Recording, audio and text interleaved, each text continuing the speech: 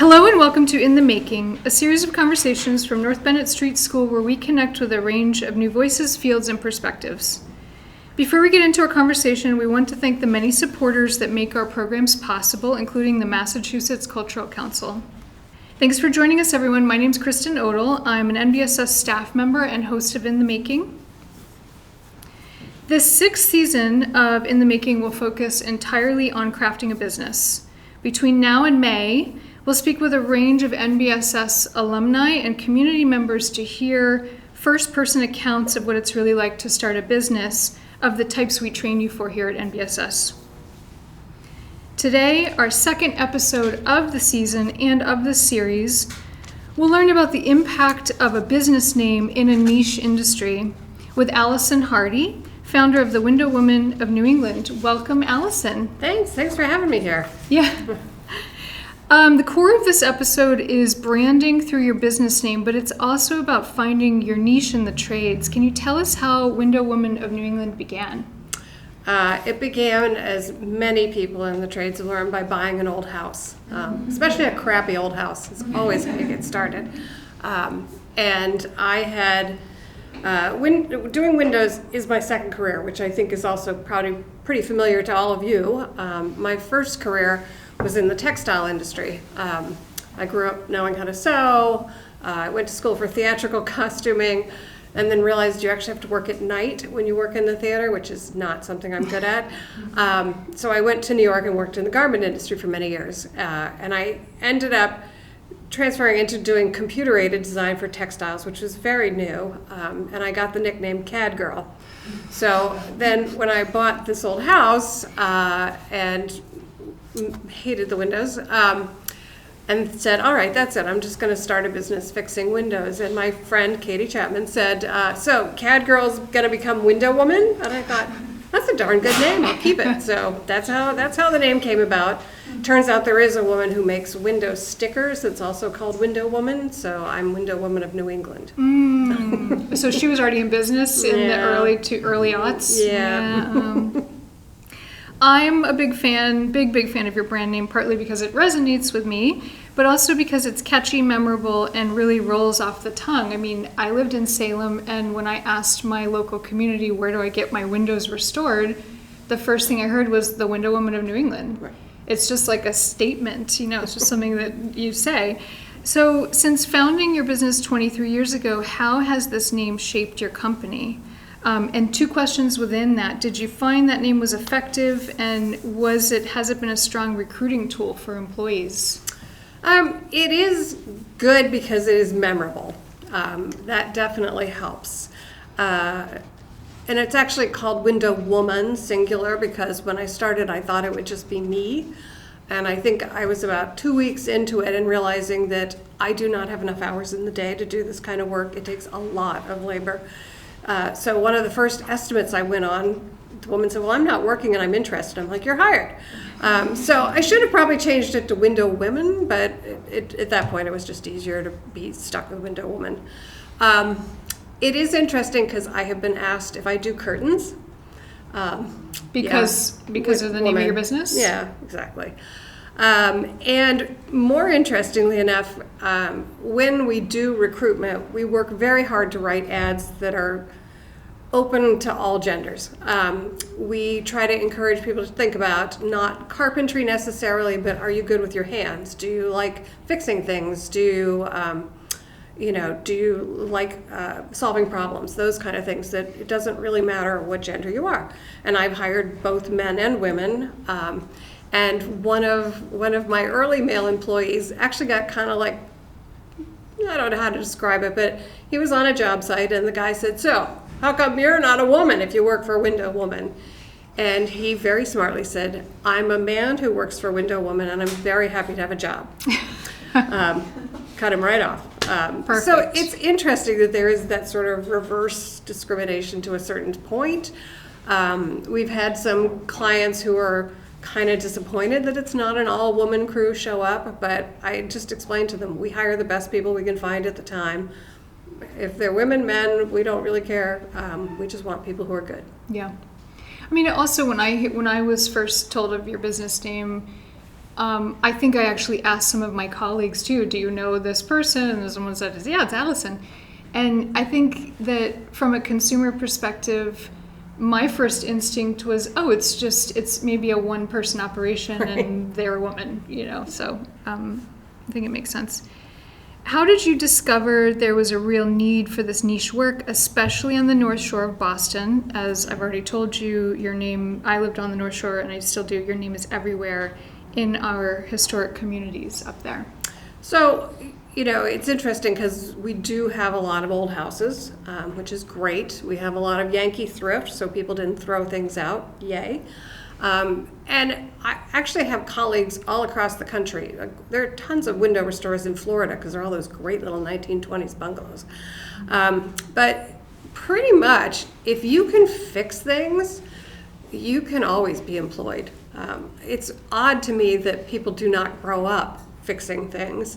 My father certainly taught me how to work on the car, much as I didn't really want to. I could still take apart a sewing machine and put it back together. But fixing things is just an incredible skill. So it is something that we get asked all the time, can you do other things? And we're like, we do windows. We stick to windows. It's much easier if we can define our workspace that way and get really good at it and get efficient at it. That leads me to a question on down the line. Have you ever branched out beyond sash and window restoration, maybe in times of need? Yeah, don't tell anybody, but we do doors every now and then. I forgot to put a door behind us. Don't. It's okay. We don't. I mean, doors, it's kind of like a love-hate thing. Like, they are cool to work on and stuff, but they're big, they're awkward. The whole hanging a door thing, it's surprisingly a different set of skills. So we don't do those very often. When we sort of looked at what our core skills were, we're really good at paint stripping. So we've stripped antiques, we've stripped some trim pieces, oddball little decorative things, because we are really good at paint stripping in a very safe way. And also doing wood repairs. Once you figure out how to make a good Dutchman, then you're like, yeah, we can Dutchman anything. So people will bring in oddball pieces. We had a really cool antique mirror, and we got to fix that one and some furniture doors and things like that. So it's not something we advertise, but we do have those skills and we like to use them, and it kind of gives the crew a little break from just windows. It also, I'm sure, enhances and informs your everyday practice on windows. Yeah. I'm sure you learned certain things. I mean, I didn't ask you for this in advance, but can you think of something that came through your door that you accepted that was something brand new to you all that maybe reinforced some skills you apply to windows? Well, it's interesting because we have been asked to replace glass in furniture cabinet doors. And the construction of a cabinet door is so different from a window. It looks like a little window, but it's not. So that's been fun to kind of talk about what the different joinery is and why it's used in different ways. And even some of the, we're always concerned about the weather on the windows. On a cabinet, you don't care. Right. So it's like you can use a beautiful shellac finish. It's not going to sit outside, so it's fine. So it is kind of fun to do those kind of projects. We did a picture frame that had really ornate carving on it, and trying to disassemble it and put it back together was challenging. So. Can you go back and explain to those of us who don't understand, which is probably just a few of us in this room, the difference between restoring a door versus a window and the complexity there? Because when I think of a window, I think super complex, as in it can rack. It probably already is racked when you get it out of the space. So what's the difference for you between a door and a window? Honestly, the biggest difference for us is just the physicality of moving a door around. We always try to be a safe shop, so it's always get a second person. I know you could probably manhandle it yourself, and I've hauled doors up and down off tables, but you really should have two people. So that just slows down the whole process. The joinery is different, and the sequence of it is different. So I feel like it bogs us down because we have to stop and think about it all. Whereas Windows, it's kind of like hand off, next person, do this, and it just flows. Yeah, So, you have a bit of a production setup ready to go. Yep. Yeah, I mean, I think that's an important thing to dwell on for a second, just within the creative business theme, building a creative business theme of this series, is how to identify those things that are just going to slow down your process and evaluate if, how does that shake out monetarily, and if it doesn't, you just eliminate it altogether. Yeah, it's a fine balance between wanting to be good and have a flow, but also you have humans who get bored. So how do we keep them interested? How do we keep them, expanding their skills for a lot of it? And so taking on some oddball projects, even every now and then taking on like a 1980s window, because then we all kind of go, okay, this is why we spend as much time as we do, because they were made correctly versus this new window that is not made correctly. What is a 1980s window constructed of? I would call it balsa wood for the most part. And there's no joinery. I mean, they're usually just glued and stapled together. If you're lucky, sometimes they're literally just butt joints that are held together with caulk. I mean, it's just, it shows you everything about how construction has gone off course. Like, this is not built to last. It's not built with any idea of quality. There's no joy in it whatsoever. So we fix them every now and then just to remind ourselves why we do what we do. As a business owner, going back to the kind of thinking about the boredom of doing the same thing over and over again. Here's another window. Right. And we have plenty of windows, and I'm just thinking of Salem, but all over New England. Was that something that you, as the business owner, did you identify that in your employees, or did your employees come to you and say, I cannot do another window or I'm going to throw up? Surprisingly, I've never had somebody say that. There are some, like right now, we have these large church windows that have diamond panes, hundreds of thousands of diamond panes. And you can tell the crew is getting a little fatigued with these freaking diamond panes. They're only 3 windows sash, but it's an ungodly time suck. But when they're done, everybody kind of gets excited about them again. So we endure this process and the monotony, and then you get to the end and you're like, oh my God, they're so beautiful. It's so cool. Yeah. So it is sort of, I'm always surprised that my employees, like I have one employee who grabs her husband and goes to look at the churches that we've finished and other job sites where we've finished windows, because they do look so pretty, and it is kind of like, I did that. Yeah. But as far as you identifying, I mean, is it accepting an oddball thing into your practice? Is it because you're just keeping track of making sure that everybody is sort of engaged constantly, or? Yes. Sometimes I know it's going to be a challenge, so we like those. Sometimes they're what I call portfolio projects, like it's for the Otis house or something fancy. So we have a little tick on our side that says we did a cool project. Sometimes they just have interesting stories behind them, windows that were found in a barn and we find out that they're like really, really, really old. So yeah, it's all trying to figure out the variety along with just these are the ones that are going to fly through and we're going to make money on these, and these are the ones that are probably not going to. Right. Unless you're in the historic preservation side of the trades, there's very little understanding of the importance of maintaining and restoring a structure's original windows.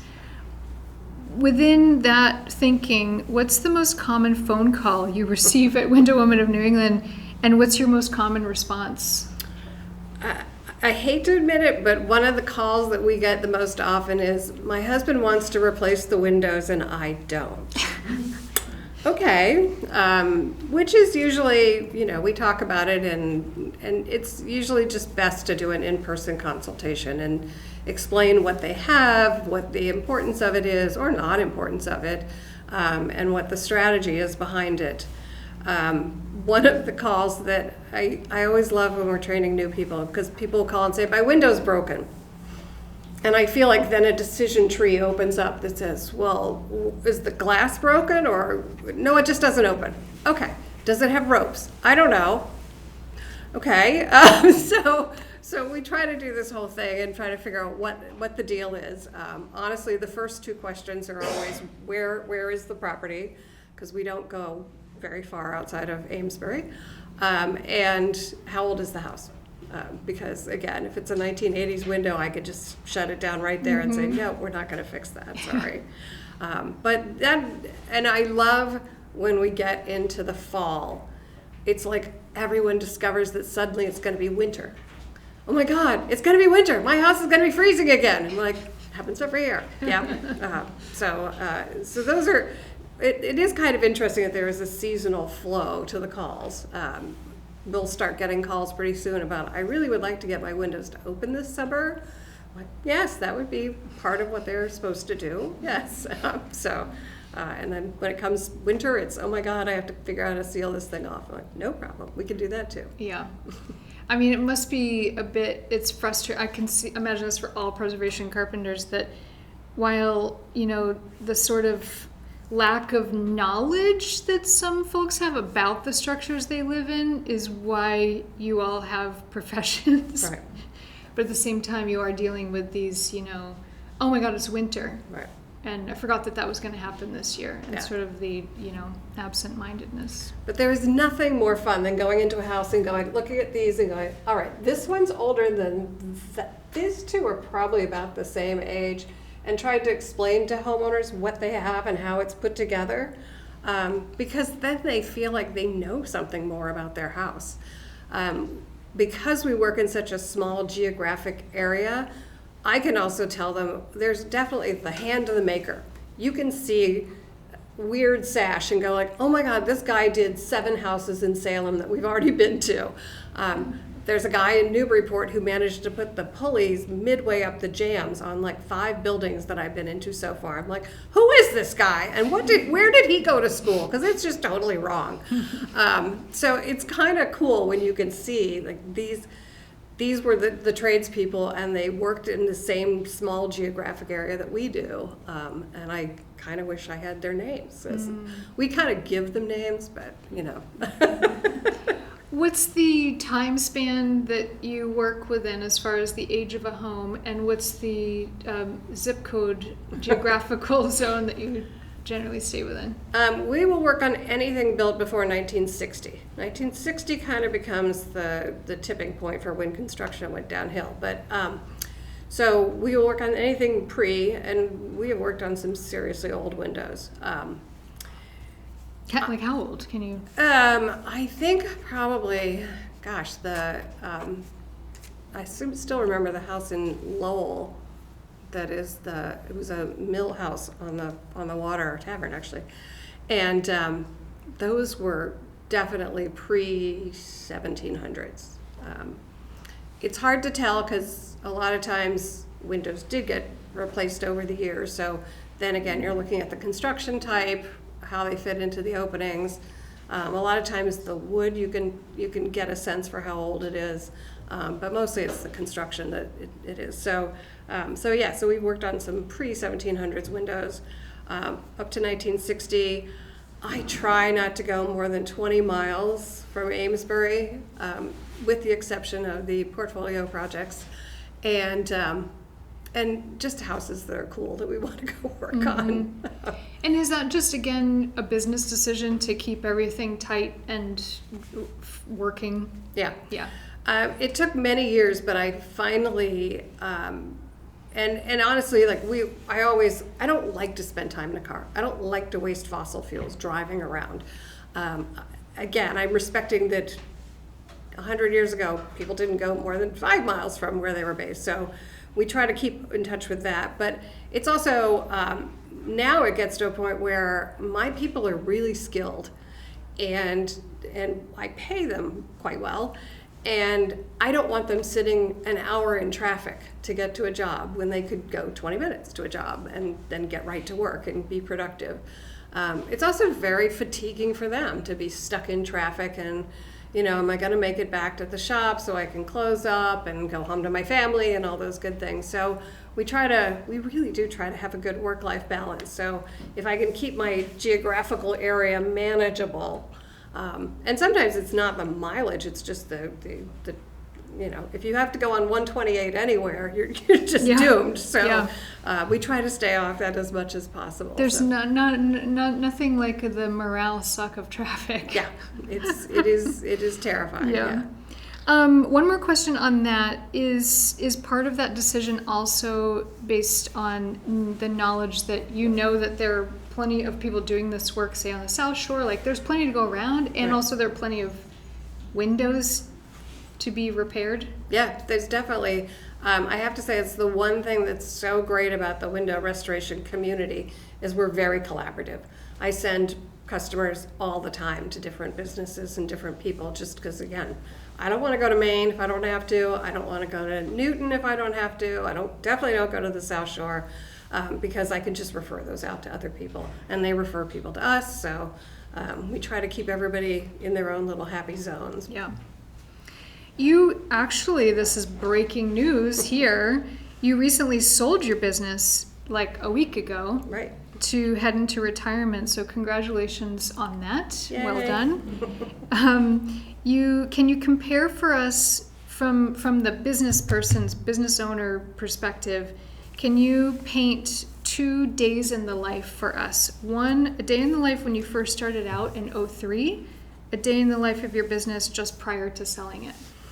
So in 2003, I was working in unfinished space over our garage.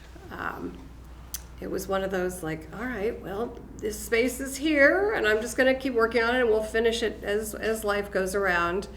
I was actually, and I had been doing my own windows, and then friends called and did their windows, and that's when I finally said, all right, this is going to be a business.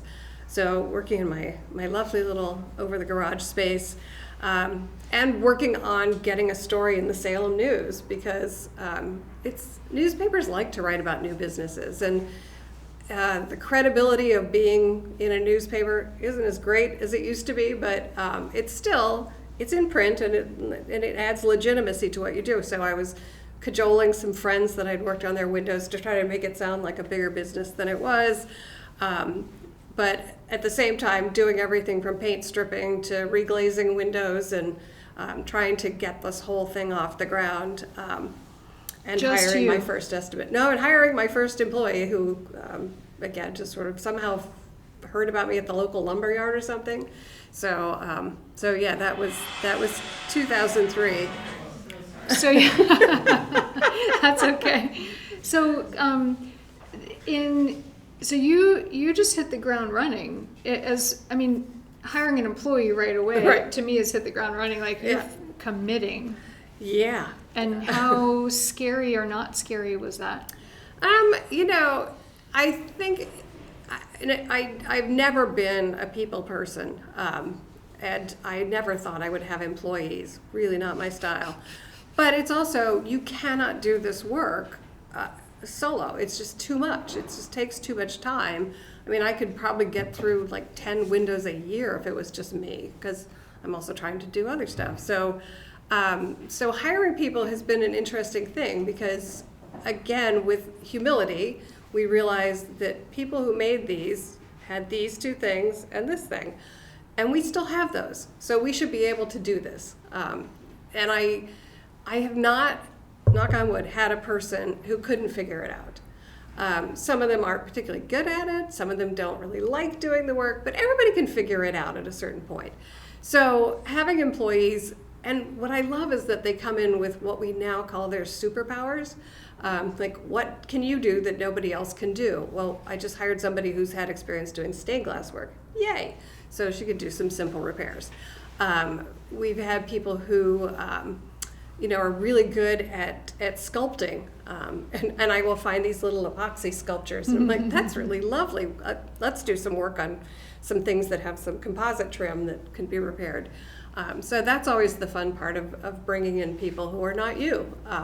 So it is scary, it is terrifying, but it's also exciting when you can find a team that actually works really well together. Mm-hmm. And what's the day in the life of your business just prior, like a week ago, before you signed papers? Mostly, I take care of the finances. I answer a lot of technical inquiries, like really obscure window knowledge. I seem to have the repository of really obscure window knowledge, like things that don't come up every 10 years. And I also tend to I take the calls that are for projects that I thought were long dead, and I have to go back in my brain vault and remember what it was and who the people were and what the project was, and find my notes and all that good stuff. But mostly I'm doing paperwork these days, or at least I was. Yes. Now I'm working on my own house again. Yay! There you go. So it's interesting, and I don't mind doing office work. I know a lot of craftspeople really hate it, but I've never minded it, so I kind of like the balance of doing both. I think you're in the minority there. You know?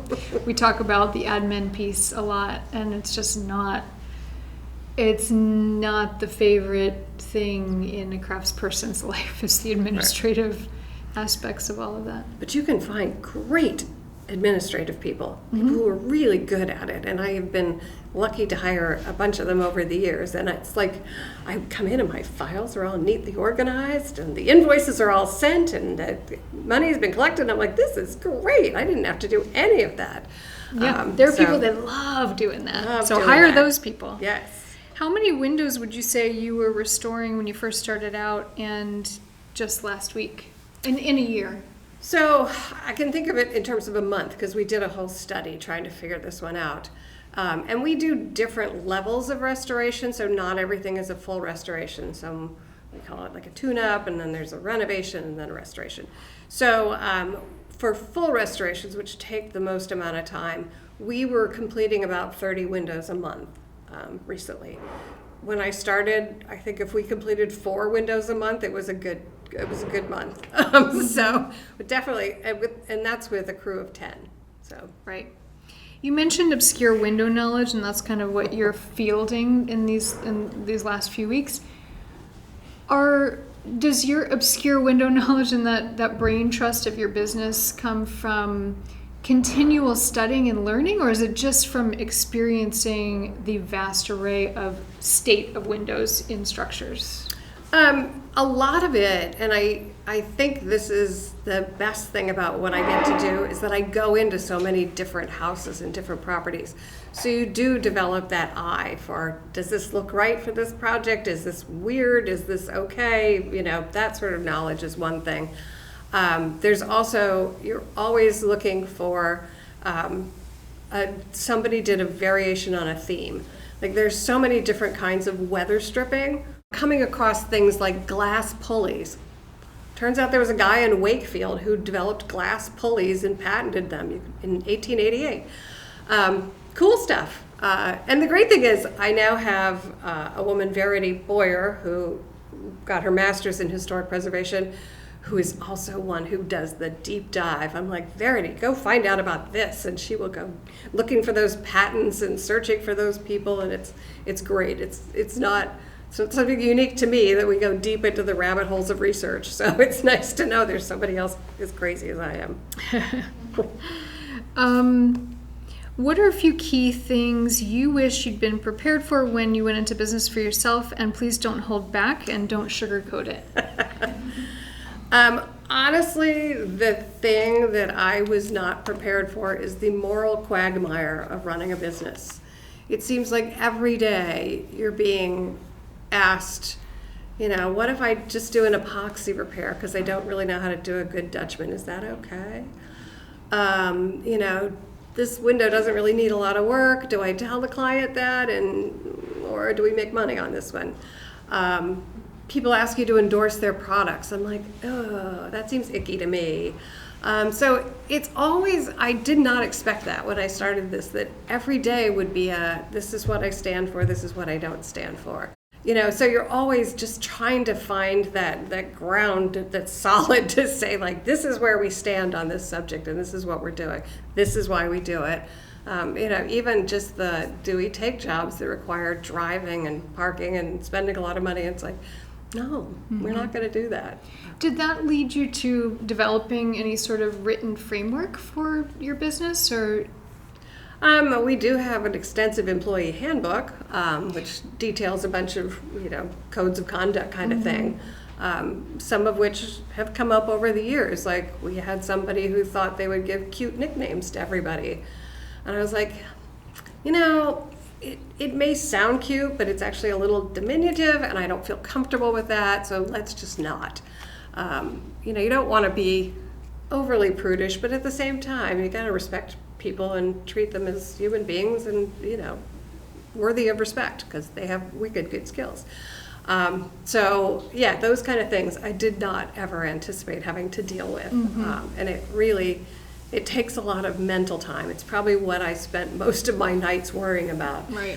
Should I make a big deal out of this? Should I not make a big deal out of it? Does it matter? Doesn't it matter? Oh, yeah. Yeah. I can imagine that in the sense of quoting a job, I'm not a window sash restorer, but you're dealing with weather and elements, and so you would be obsessing over that, Yeah. sealing and closure and all of that kind of Well, thing. and even the ones that are in really terrible shape, and I'm like, you know what? It's in an attic.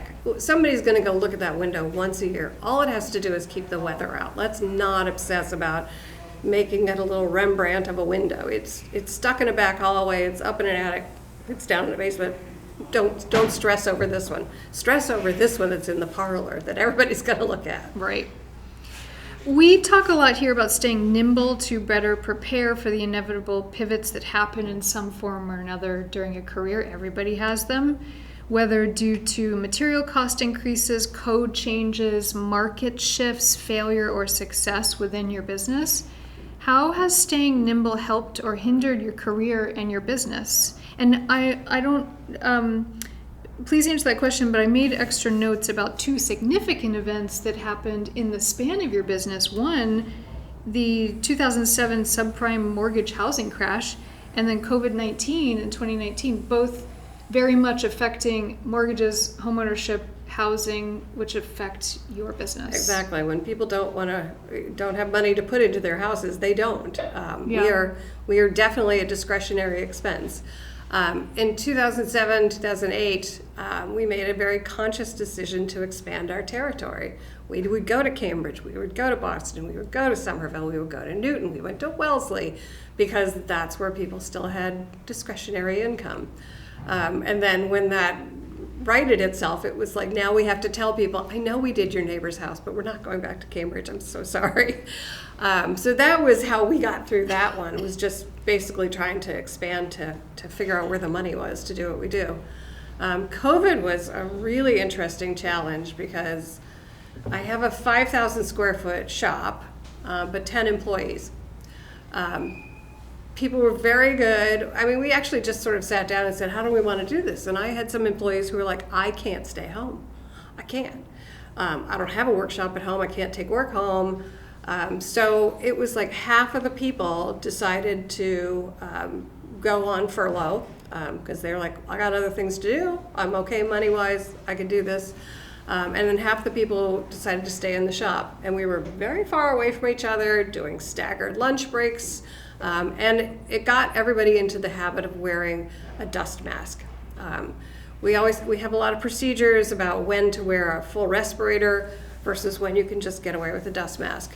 And we had been mostly just full respirator when the job at hand called for it. But now all of a sudden everybody's wearing dust masks or N95 masks all day. And they've continued to, which has been tremendous for maintaining blood lead levels. And it just helps keep everything clean. People don't complain about it because it's just kind of a thing that we do now. And at the end of the day, you don't have to wash your face quite as much. Yeah. I mean, we're all sort of obsessive hand washers, but now it's like, okay, the face mask actually helps too.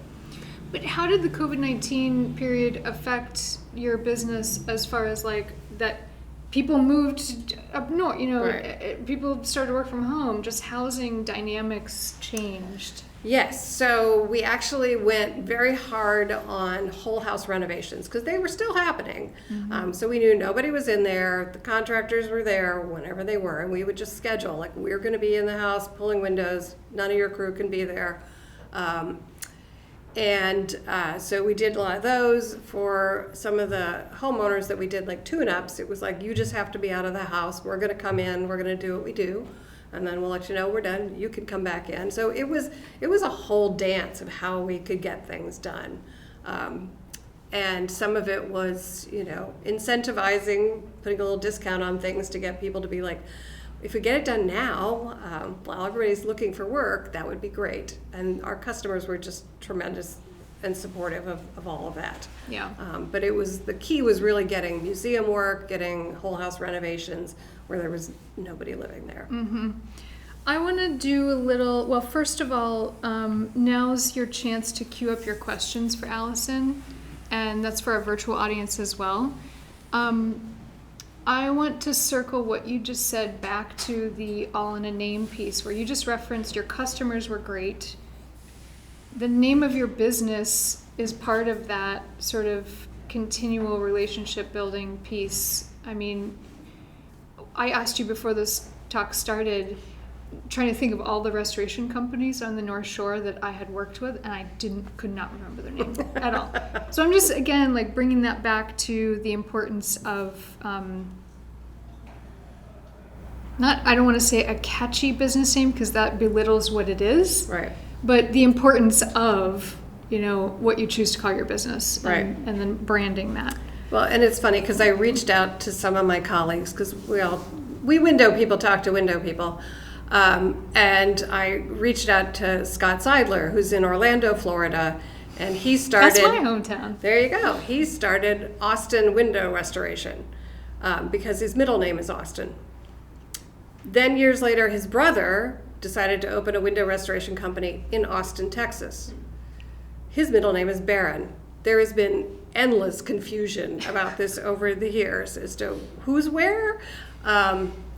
So he said, had I thought about it, I probably should have made it a little more specific to where I was geographically located or something else that he could have hung a shingle on. I do like the people who have regionally associated names, like Willamette Valley Window Restoration. You know where she is. Mm-hmm. It's great. I'm also a big fan of Fix-It Sister. I think that's just a great company name because she's not sure what she wants to specialize in yet. So Fix-It Sister, she can fix it. That's great. I know, yeah. It's awesome. Here in the Boston area, we have New England Window Works. My colleague Jeremy Kendall, great name, very clean, very, very organized. We like that. And then there are the ones who are named after people, like Bagala Window Works in Maine. It's solid. It's okay. If he sells to a non-Bagala, I'm not sure if they'll keep Bagala Window Works, but it's been a very reputable name for many years, so why wouldn't you? And then there's a whole bunch that just get into the muddle, the heritage and the preservation, and you're like, which one's which? We were talking about preservation works, preservation timber frame, preservation carpentry. What? It's so easy to get lost in those. Yeah. When I started, I had toyed with the idea of something like heritage windows or something, and I was like, I don't know who that is. So, it is very tricky to try to come up with something. And honest to God, your best sounding board is your friends. Like, could you remember this name 2 weeks from now? No. Do you know what we do? No. I mean, again, still people think I do curtains. You did work in the textile industry. I know. I can do curtains. That's not what I do for work. Anyone in the room have a question before I ask a virtual question? Yeah. Has energy code changes affected you at all? Or So typically historic properties are exempt. Hallelujah. So the only time we get into it is with new builds, which we don't do a lot of, but we have been doing some of them. And again, with energy codes, you have the predictive or prescriptive.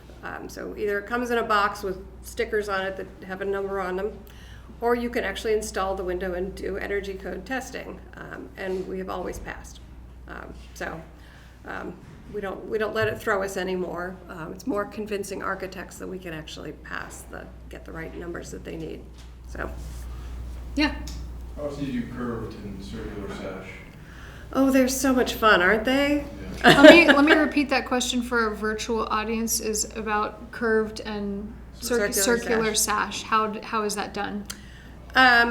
Each project has its own little approach to it, because typically we have built round sash from scratch, but typically we're repairing more than we're building new. And I could tell you again, that's something that slows the entire works down, because we all stand around going, how did we do this last time? If we do we still have that jig? Oh, no, should we? Well, we could try it. No. So we don't have a super slick way of doing curved and oddball shaped things. We do them, but each one is its own struggle. Are you de-leading in-house? Yes. Yeah. We have a steam stripper. We have 6 downdraft tables and elaborate protocols on how we do it. But we don't use any chemical strippers whatsoever. And again, when we are not an abatement company, but when there is a project that is an abatement project, we can be part of it. There are steps in the process that have to be inspected. And again, we've always passed those. In fact, most of the inspectors are like, this is the cleanest I've ever seen a sash. I'm like, yeah, we don't use chemicals. Do you think back to like your first job or first big job? Did you have any self-doubt or questioning whether you could accomplish that job, and how did you get over that? That is a great question. All right, so here's my true confession. Let me try to repeat the question for our virtual guests. It's about when you're first starting out, what is the self-doubt in your first, what was your Right. self-doubt ratio in your first job? So I mentioned that early on I was trying to get a story in the Salem News about my new business, which they did publish. It was a lovely story. And then the Hawthorne Hotel in Salem. Yeah. Yes, the Hawthorne Yep. Hotel. Yeah, 1920s, lovely building. Okay, I guess we're off to the races. Sure, no problem. Get there. It That's a has. huge, big I first know. job. It was sort of like, okay, sure. And a couple things. It had interlocking metal weather strip, which I'd never encountered before. Go to my books, find out how to do it. Okay, no problem. Figure it out. Get the windows out. And then they specified oil paint, and we could not get the oil paint to dry in the unconditioned space that we were working in. And we had fans and the whole thing, and I'm like, oh my God, we're gonna miss the deadlines because I can't get this frickin' paint to dry.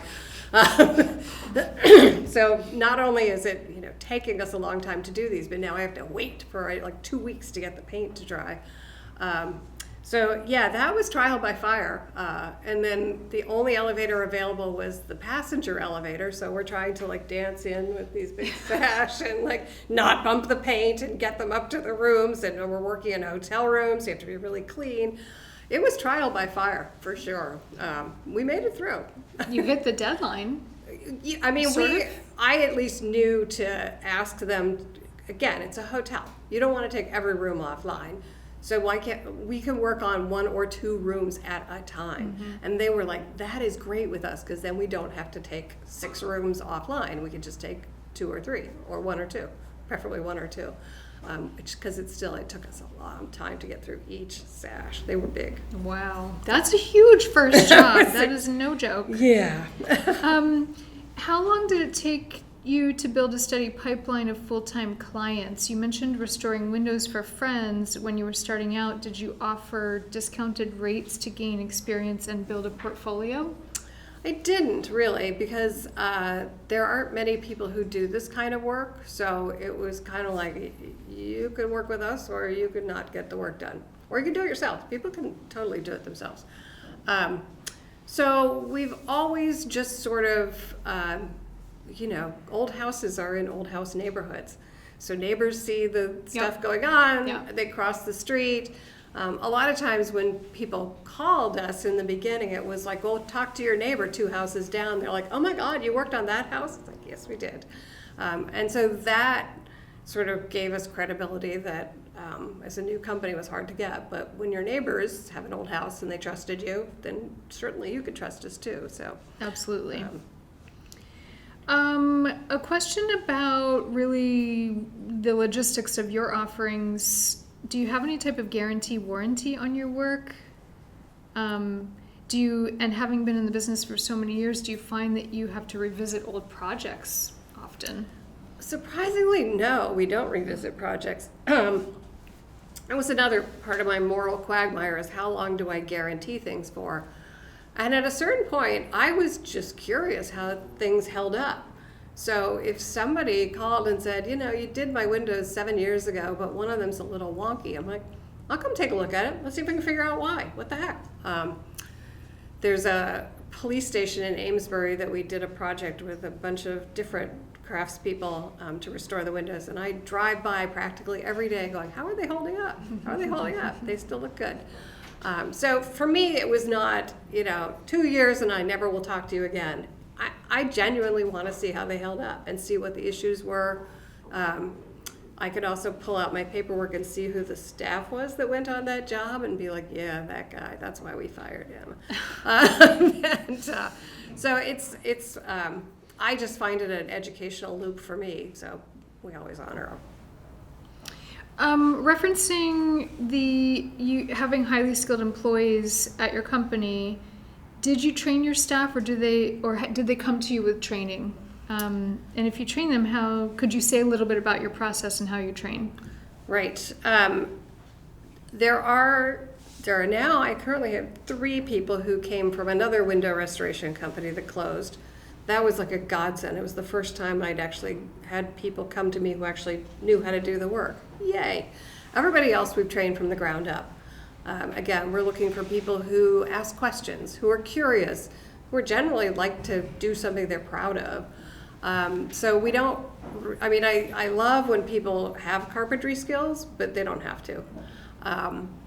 And so we pretty much train everybody ground up, and we have developed a process now for training people.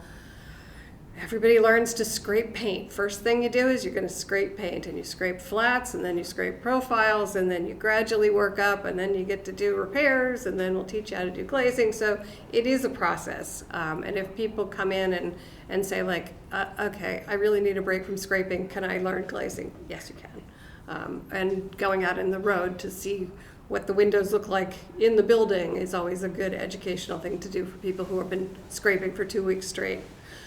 So that we do have a process for training people up and discovering their superpowers. You mentioned employees being tested or testing for lead. Has this been an issue, and do you think it is able to be safely managed? Yes, this has been the biggest learning curve because we've hired lots of consultants who are like, we've never encountered a workplace like this. So we have had to just sort of trial and error our way into safe working habits. It was the scariest thing to actually implement a blood lead level testing program. Because what happens is if somebody tests high with a blood lead level, the employer gets blamed right off the bat. Doesn't matter what your drinking water is, doesn't matter if you shoot guns in a very small space, they're still going to come after the employer. So it was a little terrifying to suddenly be like, all right, we're going to require everybody to go. So now the policy is everyone goes for a baseline. Before you even start working for me, you get tested, because we have had people come in at 1 and we've had people come in at 26. They hadn't worked for me a day. I can't explain it. So then, and if somebody's at 26, I kind of really can't have them working for me because you're exposed somehow else. I can't do it. That's always a hard thing for me. And then usually we test them after the first 3 months, and then every 6 months after that. It's been interesting because there are always 1 or 2 people who tend to go very high and then stay there. And the rest of the world stays below 10. So we know that the masks, the hand washing, the downdraft tables, if you follow our processes, you'll be safe. Why we always have outliers, I guarantee you it's their drinking water, it's what they eat, it's what else they do in their lives. It's not, if everyone else can maintain below 10, why do we have outliers? And I've often been the outlier because I have an old house and I work on my old house on the weekends. Yeah. So it is a very difficult thing to do. But again, we after agonizing over this for a good long time, we decided it just made everyone feel safer. Like we do it. Nobody likes to have their blood drawn, but we do it, and that way you're not wondering, you're not guessing, your blood level's fine. Any other questions from the group in this building, in this room? Yes. Yeah, just a follow-up to the lead testing schedule. How often do you test your employees? So the question was, how often do we test employees? We test them as the baseline when they start, before they walk in the door. And then depending on what that number is, they'll either go in 3 months or in every 6 months. So the entire company gets tested every 6 months. But if somebody starts getting a high number, then we will try to figure out what's going on and increase the frequency of testing.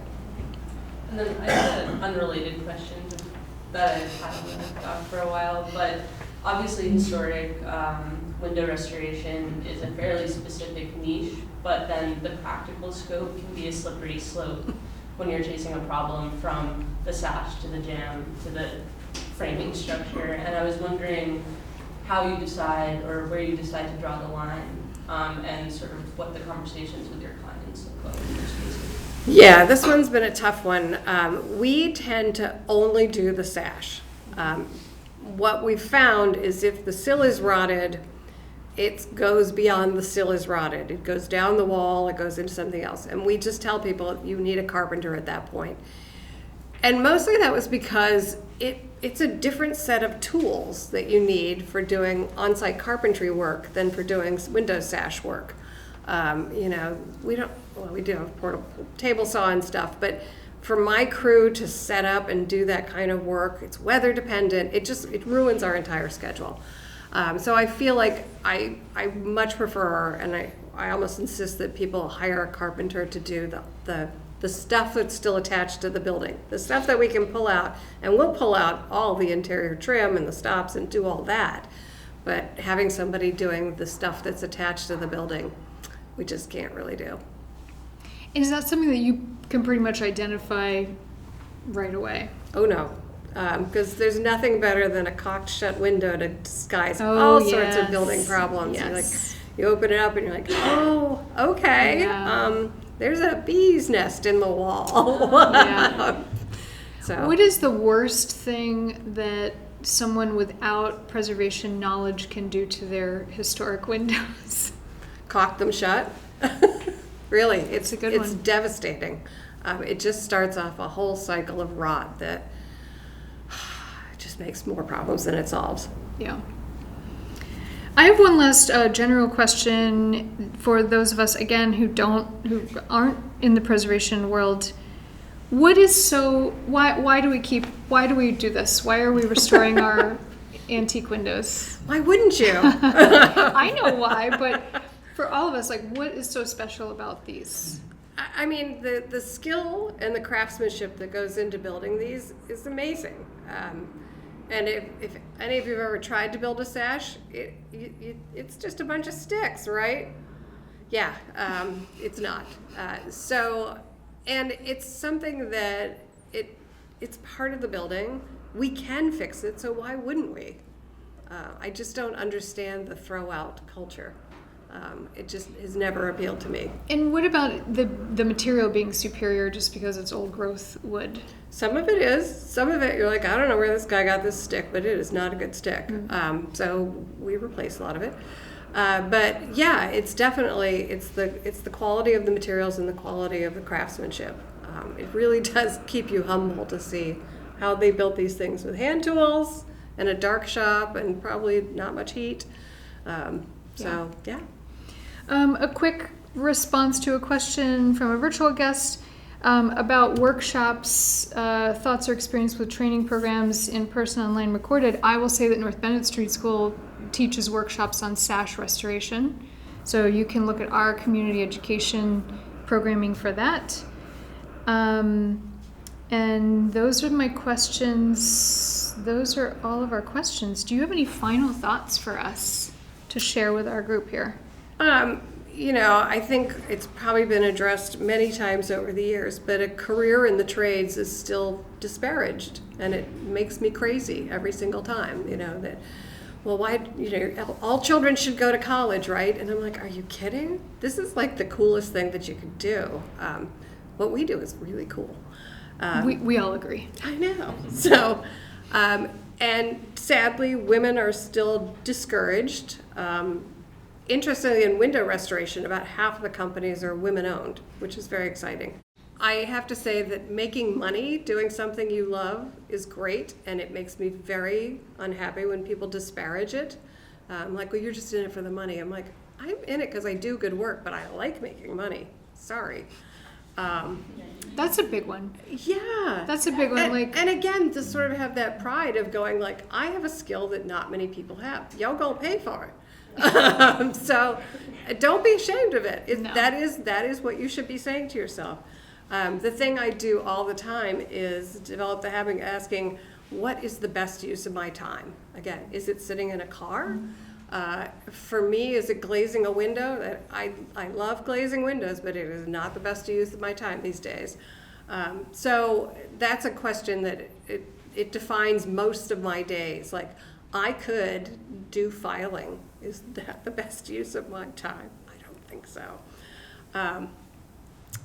Understanding finance is worth spending time to do, or hiring people who can do it for you.